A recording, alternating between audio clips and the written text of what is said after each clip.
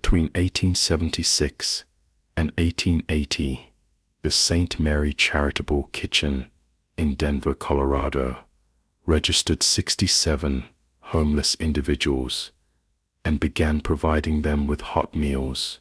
None of these 67 people were ever seen again. In the summer of 1880, when police raided the kitchen, what they discovered became the most grotesque secret in American charitable history. The homeless were being fed to other homeless people, and the woman doing it presented herself as Denver's most compassionate citizen. Before we descend into the horror that operated behind the facade of Christian charity in Denver, this channel isn't for everyone, only for those brave enough to confront the darkest truths hidden in America's past. If you're one of the few who can handle these dark revelations, subscribe now and leave a comment telling me what state you're listening from. Your support helps us uncover the stories that others dare not tell. Now, let's journey back to 1876, when economic depression turned Denver's streets into a landscape of human desperation, and one woman found a terrible opportunity in that suffering. The economic panic of 1873 had devastated the American economy, and by 1876, its effects were still being felt throughout the Western territories and new states. Denver, Colorado, which had only recently achieved significant population growth due to mining operations and railroad construction, found itself overwhelmed by unemployed men, failed prospectors, and desperate families who had come west seeking fortune, but found only poverty. The city's streets were filled with homeless people, many of them recent immigrants with no family connections or support networks, existing in a state of invisible desperation that made them perfect victims for someone willing to exploit their vulnerability. The charitable infrastructure of Denver in 1876 was minimal at best. A few churches operated soup kitchens on irregular schedules, providing occasional meals to the destitute, but lacking the resources or organization to address the scale of the problem. The city government, struggling with limited funds and competing priorities, provided almost no assistance to the homeless population. Private charity was sporadic and insufficient. Into this landscape of neglect and suffering stepped Margaret Thornhill, a 43-year-old widow, who would present herself as an answer to prayer, but who was actually something far darker. Margaret Thornhill had arrived in Denver in early 1876, traveling from St. Louis, where she claimed to have operated a boarding house for working women. She was a substantial woman, standing nearly 6 feet tall with a commanding presence that combined maternal warmth with organizational efficiency. She dressed conservatively in the dark colors favored by respectable widows,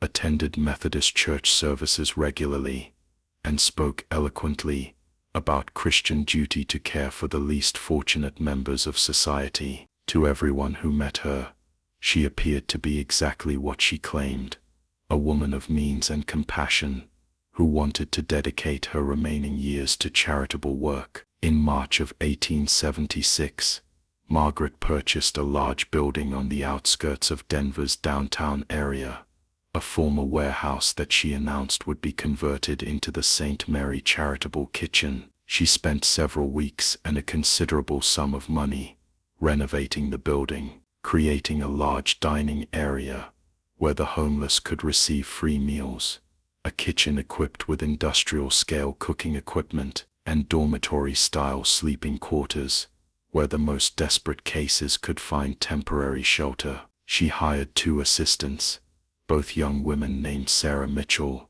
and Elizabeth Cooper, who had recently arrived in Denver and needed employment. And in May of 1876, she opened the doors to Denver's homeless population. The response was immediate and overwhelming. Dozens of homeless men and women lined up outside the kitchen every day, drawn by the promise of hot food and a safe place to rest. Margaret established a registration system, insisting that everyone who received services from the kitchen provide their name, age, and some basic information about their background. She explained that this record-keeping was necessary to track how many people were being helped, and to demonstrate to potential donors that the kitchen was serving a genuine need. The homeless people, desperate for food and shelter, readily provided the information she requested, not realizing that they were creating a catalogue of victims who would never be missed.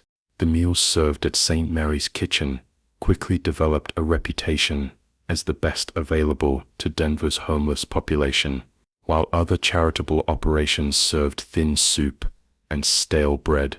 Margaret's Kitchen offered thick, hearty stews filled with meat and vegetables, fresh bread, and generous portions that satisfied even the hungriest recipients. The homeless people who ate at St. Mary's praised the food's quality and quantity, with many saying it was the best meal they had eaten in months or even years. Word spread quickly through Denver's homeless community that St. Mary's was the place to go for real food, not just token charity.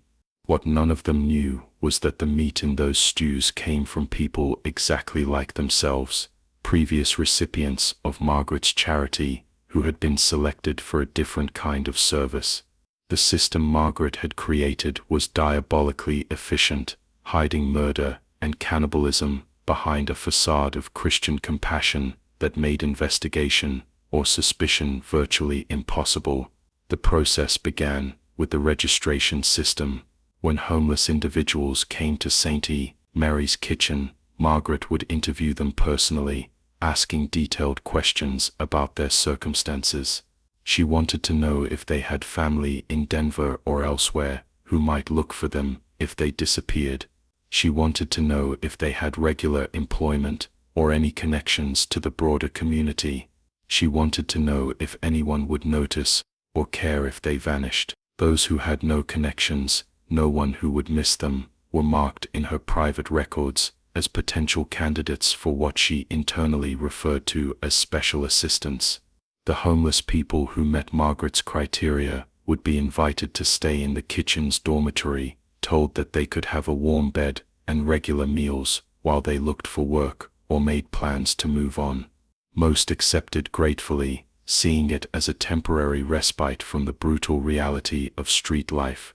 They would stay for a few days or weeks, eating the hearty stews, sleeping in warm beds, and slowly regaining strength. And then when Margaret decided the time was right, they would be selected for processing. The actual killings occurred in the building's basement, which Margaret had converted into what amounted to a slaughterhouse for human beings. The basement was divided into several areas, each serving a specific function in the operation. There was a holding area where victims would be kept, usually drugged with laudanum or other opiates mixed into their evening meals to keep them compliant and confused. There was a killing area with a heavy table and restraints, where death was administered through strangulation or blows to the head, methods that Margaret had apparently researched to ensure minimal damage to the meat. And there was a processing area, equipped with butchering tools, tables, and a sophisticated system for cutting, cleaning, and preparing human flesh for consumption. Margaret's two assistants, Sarah and Elizabeth, were fully complicit in the operation. Whether they had been involved in similar activities before coming to Denver, or whether Margaret had gradually inducted them into her practices, remains unclear from the historical record. But by the time police investigated the kitchen in 1880, it was evident that both women were skilled in the butchering process, and that they participated in the selection and killing of victims without apparent distress or moral objection. The three women had created a smoothly functioning murder operation that processed human beings like livestock. The meat obtained through these killings served multiple purposes in Margaret's economy of horror. Most obviously, it provided the protein for the stews and meals served to other homeless people in the kitchen's dining area. The irony was as grotesque as it was efficient. the homeless were literally consuming their own kind, unknowingly participating in the cannibalistic operation that might eventually claim their own lives. But Margaret also sold some of the processed meat to local restaurants and boarding houses, marketing it as pork or beef obtained from rural farmers. These sales provided income that helped fund the kitchen's operations and enriched Margaret personally, making her charity work financially profitable in addition to satisfying whatever psychological compulsions drove her to kill. During the first year of operation, from May 1876 through April 1877, Margaret and her assistants murdered and processed at least 19 homeless people. The victims included 14 men and 5 women, ranging in age from late teens to early 60s. Most were recent immigrants, though some were native-born Americans who had fallen into poverty through unemployment, alcoholism, or other misfortunes. All of them had the critical characteristic that made them ideal victims. They were people no one would miss, whose disappearances would never be investigated, who existed in a social netherworld where vanishing was simply accepted as one of the many tragedies that befell the destitute. The registration records that Margaret maintained provided chilling documentation of her victims. Each person who came to St. Mary's Kitchen was logged with their name, approximate age, place of origin, and any family connections they mentioned. Those who were selected for killing had small marks next to their names in Margaret's private ledger, marks that indicated the date of their death, and notes about the yield of meat their bodies provided. The ledger read like an accountant's log, with human lives reduced to numerical entries, documenting resources extracted from their corpses. By the spring of 1877, St. Mary's Charitable Kitchen had become an established institution in Denver. Margaret Thornhill was widely praised in the community as an exemplar of Christian charity, a woman who had dedicated her life and resources to caring for the city's most vulnerable residents. Local clergy mentioned her work in sermons as an example of practical faith in action. The local newspaper published a laudatory article about her efforts, describing her as an angel of mercy who asked nothing for herself while giving everything to others. And Denver's homeless population viewed her kitchen as the one place in the city where they could find genuine help and compassion. None of them knew that beneath the charitable exterior, Margaret was operating a systematic murder and cannibalism enterprise that was about to expand significantly. The success of her first year had proven that her system worked, that she could kill with impunity as long as she maintained her charitable facade and selected victims carefully. The registration system provided a steady stream of potential victims. The basement facilities allowed for efficient processing of bodies. The dining area provided a perfect distribution system for the meat she obtained, and the psychological mechanism of hiding horror behind charity protected her from suspicion or investigation. As 1877 progressed into 1878, Margaret increased the frequency of her killings, where she had killed approximately once every 3 weeks during the first year. She now began selecting victims every 10 to 12 days. The homeless population of Denver was large enough that new faces appeared at the kitchen constantly, ensuring a steady supply of potential victims, and Margaret's reputation as a charitable benefactor had grown to the point where she could operate with even less fear of scrutiny than before. The method of selection and processing became increasingly routine and mechanical. Margaret would interview new arrivals, identify those with no connections or support, invite them to stay in the dormitory, and then within a few days or weeks, depending on various factors, select them for processing. The killing would occur late at night when other residents of the dormitory were asleep, with the victim being drugged and taken to the basement where death came quickly. The body would be immediately processed, with Margaret and her assistants working through the night to butcher the corpse and prepare the meat for storage or immediate use. By early 1879, St. Mary's Kitchen had murdered and processed at least 43 homeless individuals. The basement storage areas contained preserved meat from multiple victims, carefully labeled and organized for efficient use. The kitchen served meals to dozens of homeless people every day, with many of them praising the quality and quantity of the food they received. And Margaret Thornhill continued to present herself as Denver's most compassionate citizen, a woman whose selfless devotion to the poor represented the best of American charitable tradition. But the operation that had run so smoothly for nearly 3 years was beginning to develop problems that would eventually lead to its exposure. The sheer number of disappearances, while individually unremarkable given the transient nature of Denver's homeless population, was beginning to create a statistical anomaly that some observers were starting to notice. Several churches and other charitable organizations had begun to comment that while they saw new homeless people arriving in Denver constantly, the overall homeless population didn't seem to be growing as much as the arrival numbers would suggest. People were vanishing at a rate that exceeded what could be explained by natural deaths, departures from the city, or even the various accidents and violent incidents that claimed homeless lives. More significantly, a few family members of missing people had begun making inquiries in Denver, trying to determine what had happened to relatives who had written about going to St. Mary's Kitchen, but had never been heard from again. Most of these inquiries went nowhere, as Denver police had limited resources for investigating missing persons cases involving transients, but the accumulation of inquiries was creating a record that would eventually prove crucial to exposing Margaret's crimes.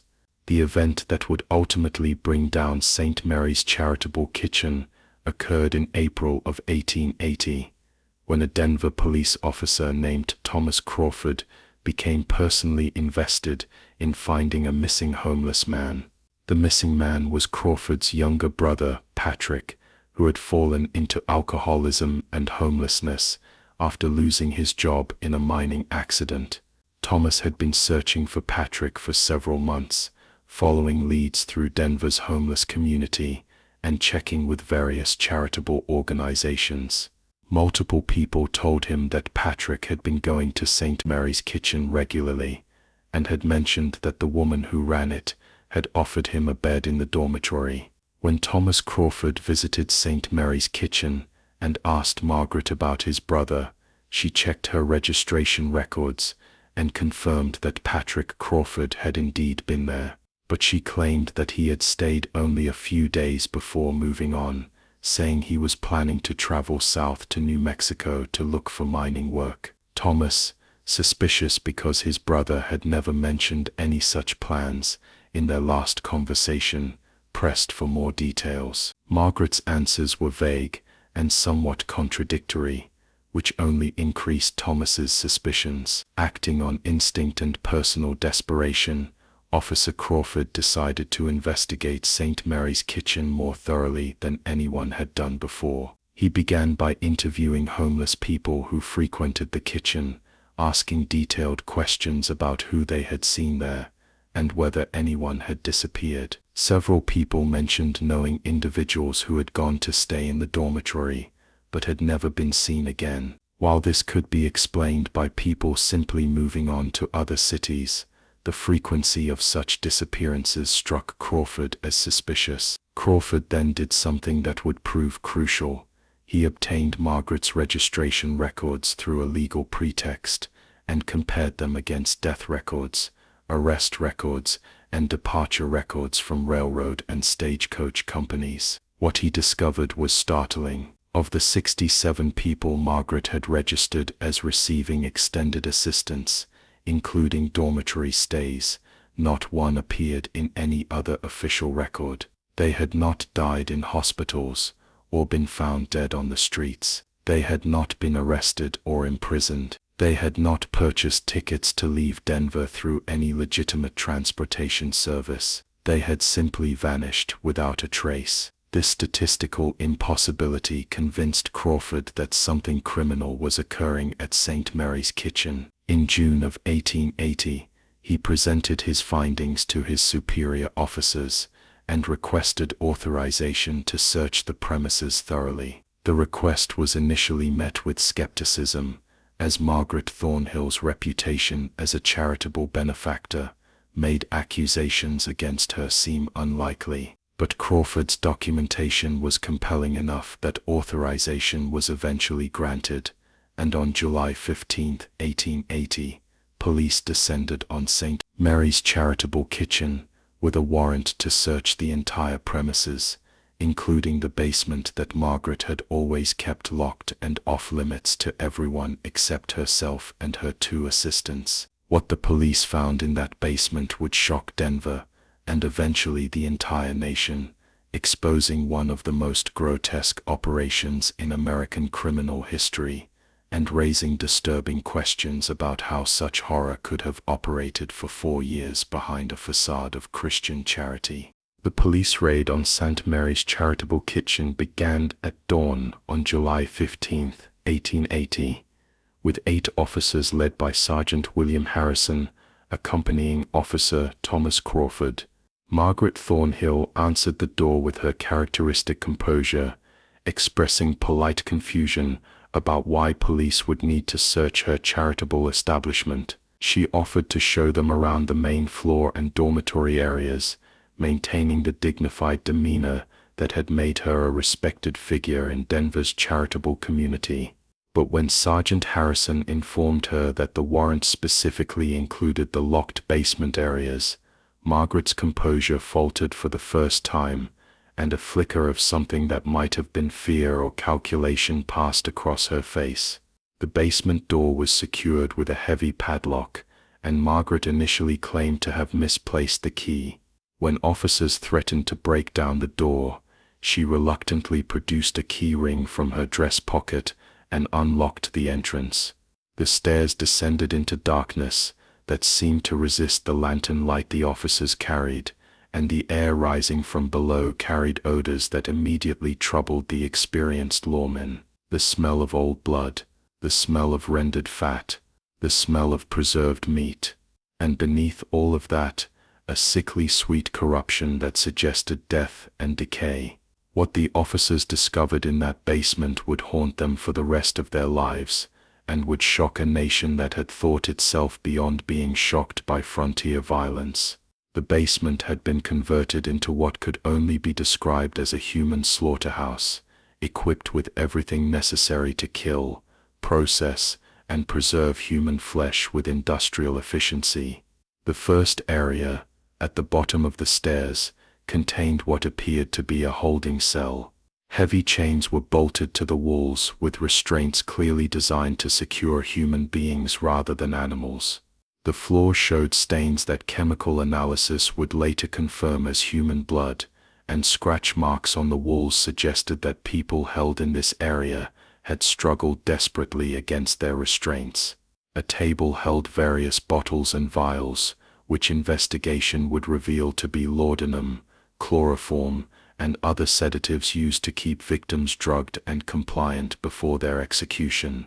The second area contained the killing room. A massive wooden table dominated the space, constructed with drainage channels that led to a collection basin beneath. Heavy leather restraints were attached to the table at positions corresponding to a human body's wrists, ankles, and neck. The walls around the table held an array of tools that included hammers, clubs, strangling cords, and knives of various sizes. Everything was organized with the efficiency of a professional operation, positioned for maximum utility and minimum wasted effort. The floor around the table showed deep staining that no amount of cleaning had been able to eliminate, and the air in this room carried the unmistakable copper smell of spilled blood. The third area was devoted to butchering and processing. Here the officers found equipment that would have been familiar in any meat processing facility, but the scale and specificity of the tools made their intended use horrifyingly clear. Butchering tables with professional-grade knives and cleavers, meat hooks suspended from ceiling beams, saws designed for cutting through bone, rendering equipment for converting fat into lard, grinding tools for processing bones and organs.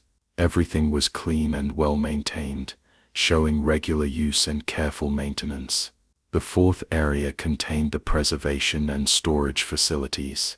Large barrels of salt for curing, smoking racks, a cold storage room that took advantage of underground temperature stability to keep meat fresh for extended periods, and most damningly, dozens of packages wrapped in cloth and paper, carefully labeled with dates and cryptic notations. When officers opened these packages, they found cuts of meat that experienced butchers immediately recognized as human flesh, processed and preserved exactly as one would handle any other meat product. But perhaps the most disturbing discovery was the fifth area, which contained Margaret's record-keeping system. Here the officers found the registration book that documented everyone who had come to St. Mary's Kitchen, but they also found private journals that revealed the full scope of the operation. Margaret had maintained detailed records of every person she had killed, including their names, ages, dates of death, methods of execution, and even calculations of how much meat each body had yielded. The journals contained sketches showing how bodies had been divided and processed, drawings so clinical and detailed that they might have come from a medical textbook rather than from a serial killer's records. The journals also revealed something that made the crimes even more disturbing: Margaret's complete lack of remorse or recognition that her actions were evil. Her entries read like business records, discussing victims in the same dispassionate language one might use to describe livestock or inventory. She wrote about selecting victims based on their body weight and health, calculating optimal times for processing, and evaluating which cuts of meat were most suitable for different preparations. There was no sign of moral struggle, no indication that she viewed her victims as human beings deserving of life and dignity. They were simply resources to be exploited in service of her operation. As officers continued searching the basement, they made additional grim discoveries. In one corner, they found a pile of clothing and personal effects belonging to the victims, items that had been stripped from the bodies before processing, photographs, letters, small treasures that homeless people had managed to retain despite their poverty. Each item represented a life that had been stolen, a person who had trusted in Margaret's charity and had paid for that trust with their existence. In another area, they found financial records showing that Margaret had been selling processed human meat to restaurants, boarding houses, and even to some of Denver's wealthier families, who believed they were purchasing premium pork or beef from a widow who had rural farming connections. These sales had generated substantial income over the 4 years of operation, making St. Mary's Kitchen profitable in addition to providing Margaret with a steady supply of victims. Officer Thomas Crawford, who had initiated the investigation, found what he had been seeking in the most horrifying way possible. Among the preserved packages in the storage area, one bore a date from January of 1880, and notations that matched the approximate time of his brother Patrick's disappearance. The package contained approximately 15 pounds of preserved meat that DNA analysis, had such technology existed in 1880, would have confirmed as coming from Patrick Crawford. Thomas broke down at the discovery, confronting the reality that his brother had been murdered, butchered, and quite possibly served to other homeless people in Margaret's dining room. Upstairs, while the basement was being searched, other officers had arrested Margaret Thornhill and her 2 assistants, Sarah Mitchell and Elizabeth Cooper. All 3 women were taken to Denver Police Headquarters, where separate interrogations would reveal different perspectives on the operation and different levels of culpability for the horrors that had occurred. Margaret's interrogation was conducted by Detective James Morrison, an experienced investigator who had dealt with numerous violent criminals during his career. Morrison had expected Margaret to either deny everything or to break down with remorse once confronted with the evidence. Instead, he encountered something far more disturbing: a woman who seemed genuinely puzzled about why her actions were being treated as criminal. Margaret readily admitted to killing the 67 homeless people documented in her records, but she framed her actions as practical charity rather than murder. She explained that Denver's homeless population was suffering from lack of food and resources, and that her operation had provided meals to hundreds of people who would otherwise have gone hungry. The fact that some homeless people had to die to feed others struck her as a reasonable solution to an impossible problem. She compared her actions to a doctor performing triage, making difficult choices about who lived and who died based on rational assessment of resources and needs.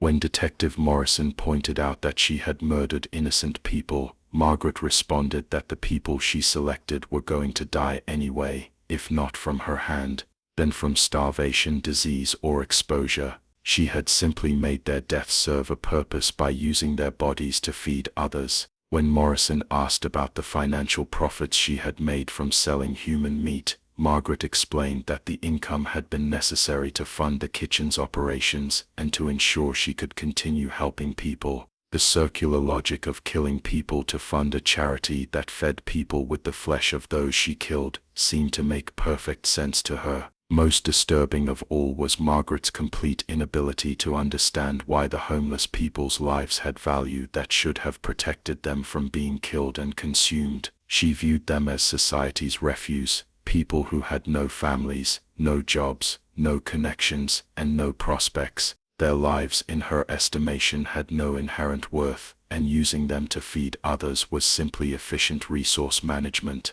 When Morrison asked if she had ever considered that the homeless people were human beings deserving of life and dignity, Margaret responded that dignity was a luxury that people who couldn't feed or house themselves had forfeited. The interrogations of Sarah Mitchell and Elizabeth Cooper provided different insights into the operation. Both women claimed that they had been gradually inducted into Margaret's practices, starting with small tasks that seemed innocuous and slowly escalating to full participation in murder and butchering. Sarah testified that she had initially been hired simply to help cook and serve meals, and that she had not known about the basement operation for the first several months of her employment. But eventually Margaret had brought her into confidence, explaining that the meat they were using came from homeless people who had agreed to donate their bodies after death to help feed others. According to Sarah, Margaret had initially presented the practice as a form of voluntary sacrifice, claiming that certain homeless people, knowing they were dying from illness or injury, had chosen to allow their bodies to be used to feed the living. Only gradually had Sarah realized that the victims were not volunteers, but were being killed against their will. By that point, she claimed, she had been too frightened of Margaret and too complicit in the crimes to report what was happening, or to leave the operation. Elizabeth Cooper's testimony was similar, though she admitted that she had suspected the truth much earlier than Sarah, but had chosen to ignore her suspicions because she needed the employment and had nowhere else to go. Both women attempted to minimize their roles and to present themselves as victims of Margaret's manipulation, though the evidence from the basement showed that both had participated actively in the killing and processing of victims, and had done so with sufficient skill to suggest long practice and familiarity with the work. As word of the raid and the discovery spread through Denver, the city erupted in shock and outrage. St. Mary's Charitable Kitchen had been widely respected, and Margaret Thornhill had been viewed as a model of Christian charity. The revelation that she had been operating a cannibalistic murder enterprise behind that charitable facade shattered the community's sense of security and raised disturbing questions about how such horror could have operated for 4 years without detection. Newspapers provided extensive coverage of the case, with reporters competing to present the most detailed and shocking descriptions of what had been found in the basement. The Denver Post published sketches of the killing room and butchering area, based on descriptions provided by officers who had participated in the raid. The Rocky Mountain News interviewed homeless people who had eaten at St. Mary's Kitchen, many of whom became physically ill upon realizing that they had likely consumed human flesh during Margaret's supposedly charitable meals. The response from Denver's religious community was particularly anguished. Multiple clergy members, who had praised Margaret's work from their pulpits, now found themselves trying to explain how they had been so thoroughly deceived. Some argued that Margaret had deliberately exploited Christian charitable impulses to hide her evil, making her crimes even more heinous, because they perverted genuine compassion into a shield for horror. Others engaged in painful self-examination about whether the church and society had created the conditions that made Margaret's operation possible by treating homeless people as invisible and disposable. The homeless population of Denver reacted with a mixture of horror, betrayal, and grim resignation. Many reported that they had always felt something was wrong about St. Mary's Kitchen, that the food had been too good, and Margaret's generosity had seemed too convenient to be entirely legitimate. But their desperate need for food and shelter had overcome their suspicions, and now they had to live with the knowledge that they had likely consumed the flesh of people who had been exactly like themselves, victims of poverty and desperation, who had made the fatal mistake of trusting in charity. Several former residents of St. Mary's dormitory came forward with accounts of their experiences that took on sinister new meaning in light of what had been discovered. They described how Margaret had shown particular interest in people who had no family connections, asking detailed questions about whether anyone would miss them if they disappeared. They recalled residents of the dormitory who had vanished in the night, with Margaret explaining that they had decided to leave suddenly or had been moved to other charitable facilities, and they remembered the thick, hearty stews that had seemed like such generous charity, but now appeared as something far more horrifying. The investigation into Margaret's past revealed disturbing information that suggested the Denver operation might not have been her first venture into murder and cannibalism. Records from St. Louis, where Margaret claimed to have operated a boarding house before coming to Denver, showed that at least 12 women who had lived in that boarding house had disappeared without a trace during the 3 years Margaret had run it. St. Louis police, upon learning of the Denver case, reopened their investigations into those disappearances and discovered that the basement of Margaret's former boarding house showed signs of having been used for purposes similar to those found in Denver. The evidence suggested that Margaret Thornhill had been operating variations of her murder and cannibalism scheme for at least 7 years before being caught, and that the 67 documented victims in Denver represented only a portion of her total body count. The actual number of people she had killed might never be known, as many of her earlier victims would have disappeared from cities where record-keeping was less thorough, and where homeless people were even less likely to be missed than they had been in Denver. As authorities gathered evidence and prepared for trial, the question facing Denver was not whether Margaret and her assistants were guilty, but rather what kind of punishment could possibly be adequate for crimes of such magnitude and horror. The legal system of 1880 Colorado had dealt with many violent crimes, but nothing in the territory's legal history compared to the systematic murder and cannibalism that had operated behind the facade of Christian charity at St. Mary's Kitchen. The trial, when it came, would force Colorado to confront questions about justice, punishment, and the nature of evil that the young state had never anticipated having to address. The trial of Margaret Thornhill, Sarah Mitchell, and Elizabeth Cooper began on September 20th, 1880, in Denver's territorial courthouse. The proceedings immediately became one of the most sensational trials in Colorado history, with newspapers from across the nation sending reporters to cover what was being called the cannibal charity case.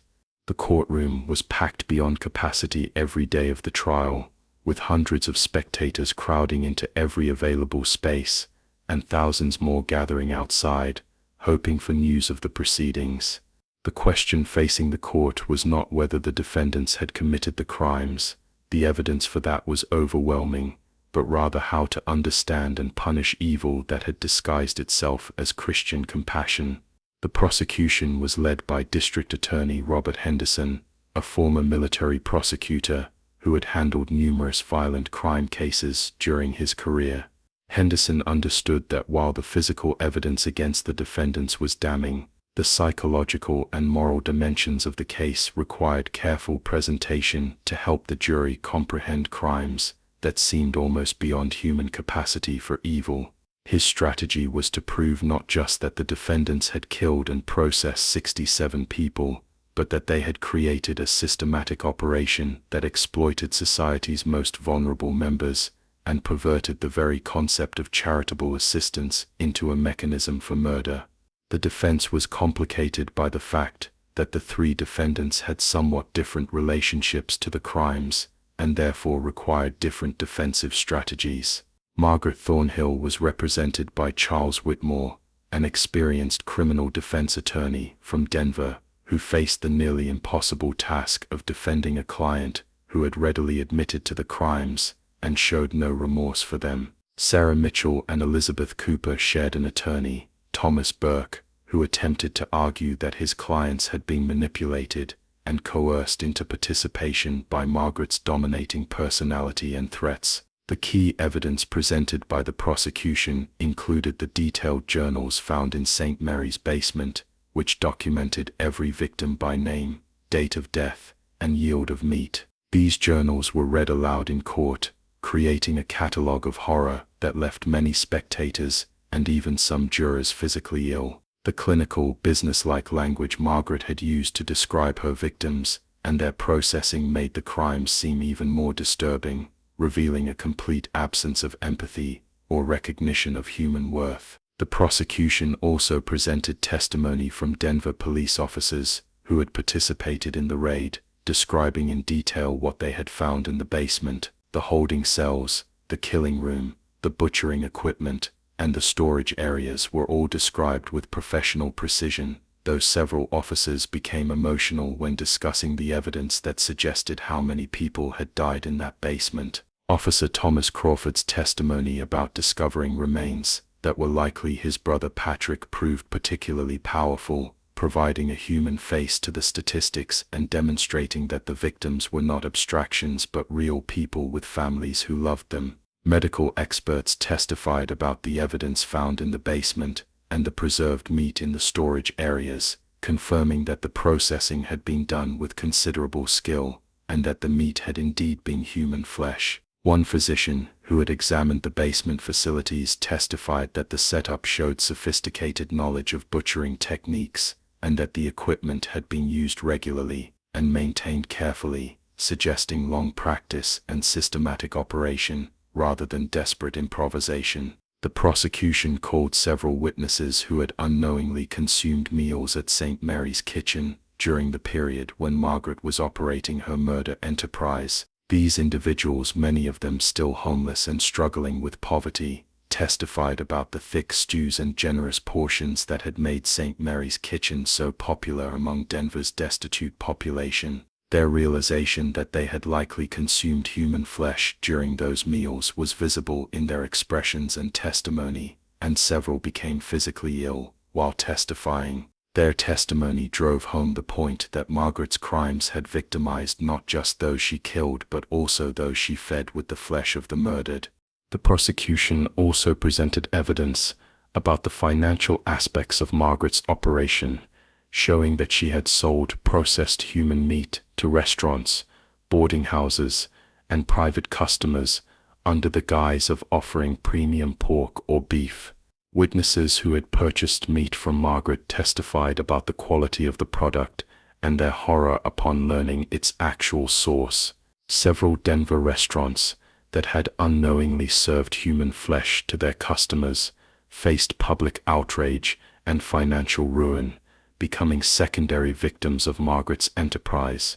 Perhaps the most disturbing testimony came from former residents of St. Mary's Dormitory, who had survived their stays and could describe the process by which Margaret had selected victims. They testified about how she had questioned them extensively, about their family connections and backgrounds, how she had shown particular interest in those who had no one who would miss them, and how other residents had disappeared in the night with Margaret, offering vague explanations about sudden departures or transfers to other facilities. The testimony revealed that Margaret had been operating what amounted to a selection system, carefully choosing victims based on their vulnerability and social invisibility. The defense faced enormous challenges in trying to present any mitigating arguments for defendants whose crimes were so thoroughly documented and so obviously evil. Margaret Thornhill's attorney, Charles Whitmore, attempted to argue that his client suffered from some form of mental illness or moral insanity that prevented her from recognizing the evil of her actions. He called expert witnesses who testified about various forms of mental derangement and suggested that Margaret's complete lack of remorse and her inability to understand why her actions were wrong indicated some fundamental defect in her moral reasoning. However, this argument was undermined by the evidence of Margaret's careful planning, sophisticated operation, and financial profit from her crimes. The prosecution successfully argued that someone suffering from genuine insanity would not be capable of maintaining such an elaborate facade of charitable respectability while operating a systematic murder enterprise. Margaret's ability to deceive Denver's community for 4 years, to maintain detailed records, and to sell her products successfully all demonstrated rational thinking and purposeful action inconsistent with legal insanity. The defense attorney for Sarah Mitchell and Elizabeth Cooper, Thomas Burke, took a different approach by attempting to portray his clients as victims of Margaret's manipulation, rather than as willing participants in her crimes. He presented testimony suggesting that both women had been gradually inducted into the operation, starting with innocent tasks and only slowly discovering the true nature of what was happening. He argued that by the time they understood they were participating in murder, they were trapped by fear of Margaret and by their own complicity in crimes they had already helped commit. This argument found more sympathy with the jury than Margaret's insanity defense, as it was clear that the two younger women had been in subordinate positions to Margaret and might genuinely have been coerced into participation. However, the prosecution countered by presenting evidence that both women had participated actively in the killing and processing of victims, that they had shown skill suggesting long practice, and that they had never attempted to report the crimes or to escape from Margaret's control, despite having numerous opportunities to do so. The trial lasted 4 weeks, with the jury hearing testimony from over 60 witnesses and examining hundreds of pages of documentary evidence and physical exhibits from the basement. The jury deliberated for 3 days before reaching their verdicts on October 18, 1880. The verdicts reflected the jury's recognition that while all 3 defendants bore responsibility for the horrific crimes, they did not all bear equal culpability. Margaret Thornhill was found guilty of first-degree murder on all 67 counts, representing each documented victim.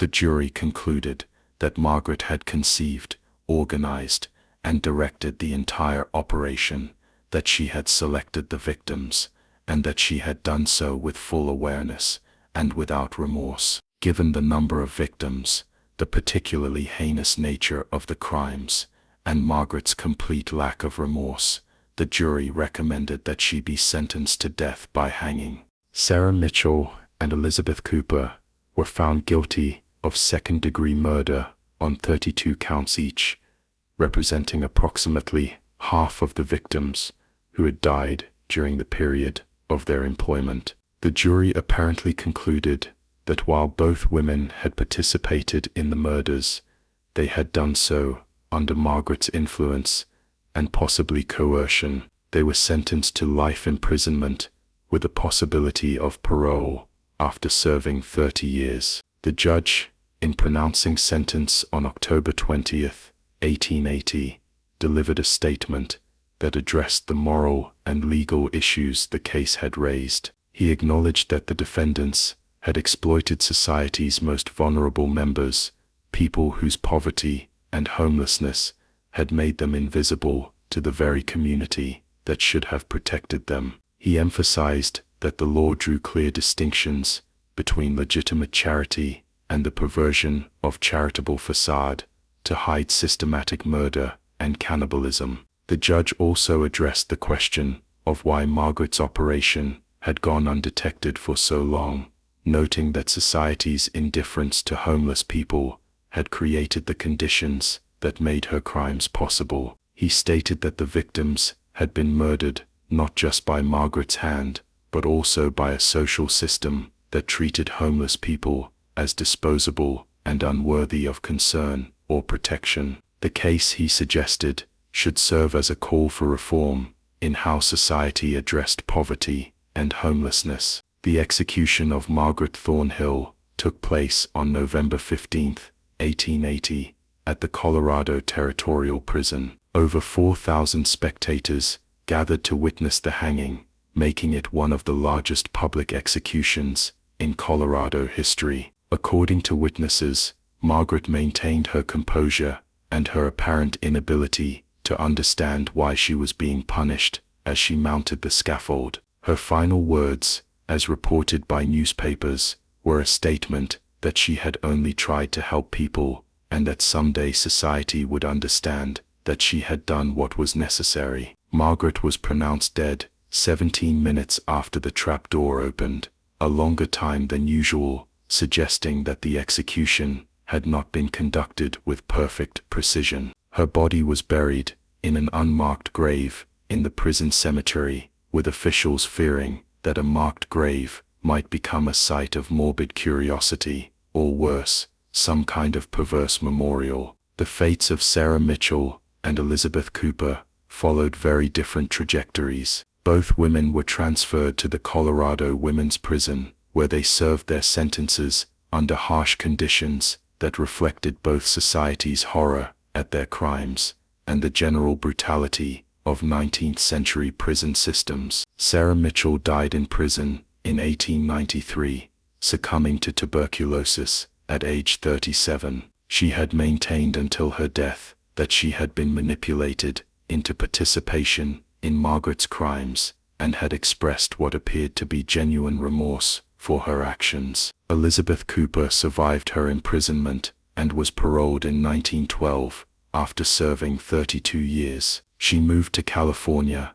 under an assumed name and lived quietly until her death in 1928. She never spoke publicly about her experiences at St. Mary's Kitchen, though she reportedly told her family that she had participated in crimes that haunted her every day of her life. Her parole had been controversial, with many arguing that someone who had participated in such heinous crimes should never be released, regardless of claims of coercion or manipulation. The St. Mary's Kitchen building itself became the focus of intense public attention and controversy after the trial. Initially, there were proposals to preserve it as a memorial to the victims or as a warning about the dangers of exploiting vulnerable population. However, public sentiment turned strongly against any preservation, with many arguing that the building should be destroyed to prevent it from becoming a site of morbid tourism or a symbol of evil that would haunt Denver for generations. In December of 1880, the building was ordered demolished by Denver authorities. The demolition was carried out publicly, with many spectators gathering to watch as the structure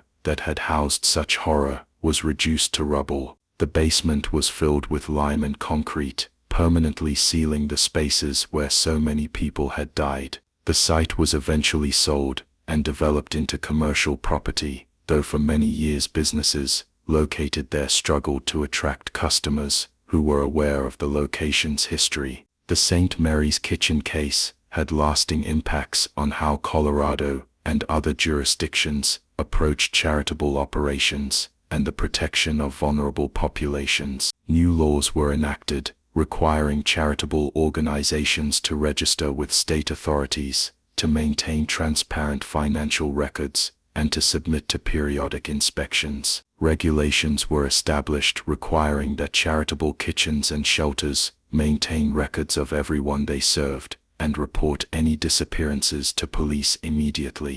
More broadly, the case contributed to gradual changes in how American society viewed and addressed homelessness. The recognition that Margaret's crimes had been possible because homeless people were treated as invisible and disposable helped fuel reform movements that sought to establish more systematic support for the destitute. While progress was slow and incomplete, the horror of St. Mary's Kitchen provided a stark example of what could happen when society's most vulnerable members were abandoned to their fate. The case also contributed to developments in criminal psychology and the study of serial killers. Margaret Thornhill represented one of the first well-documented cases of a female serial killer who operated through an established institution and who showed complete absence of empathy or moral reasoning. Psychologists and criminologists studying the case were struck by Margaret's ability to maintain a facade of respectability while committing atrocities, by her systematic approach to selecting and killing victims, and by her apparent inability to recognize her actions as evil. The families of the 67 confirmed victims faced unique challenges in dealing with their losses. Many had been searching for missing relatives for years, following dead-end leads, and hoping for news. The discovery that their loved ones had been murdered, and their remains had been consumed or disposed of, brought a terrible form of closure, but denied them the comfort of being able to bury and properly memorialize the dead. Several families filed civil suits against Margaret's estate, seeking compensation for their losses, though the estate had limited assets after legal fees and restitution to those who had unknowingly purchased human meat from Margaret. Officer Thomas Crawford, whose investigation had exposed Margaret's operation, struggled with the knowledge that his brother Patrick had been among the victims. He remained with the Denver Police Department for several more years, but reportedly never fully recovered from the trauma of the case. He retired in 1885 and moved to California, where he died in 1903. His role in exposing the crimes was recognized with commendations from the police department and the city of Denver, though he reportedly told colleagues that no recognition could compensate for arriving too late to save his brother. Today, more than 140 years after Margaret Thornhill's execution, the St. Mary's Kitchen case remains one of the most disturbing episodes in American criminal history. The site where the building once stood is now occupied by modern commercial development, with no marker indicating what occurred there. The victims remain largely forgotten, except by their descendants and by historians who study the darker aspects of American history. But the case serves as a permanent reminder of several troubling truths. It demonstrates how evil can hide behind facades of respectability and charity, how society's most vulnerable members can be exploited and destroyed with little notice or consequence, and how the failure to protect and value all human life creates opportunities for predators to operate with impunity. Margaret Thornhill succeeded for 4 years, not because she was particularly clever or careful, but because she understood that society did not care about homeless people and would not notice or investigate their disappearances. The legacy of St. Mary's Charitable Kitchen is one of horror, but also of the importance of vigilance in protecting vulnerable populations, and of the recognition that charity without accountability can become a cover for evil. 67 people died in that basement, murdered by a woman who claimed to be helping them, their bodies processed and fed to others who were desperately grateful for what they believed was genuine compassion. Their deaths serve as testimony to what humans become when they view some lives as having no value, and their story remains a warning that echoes across the generations about the price of society's indifference to its most vulnerable members.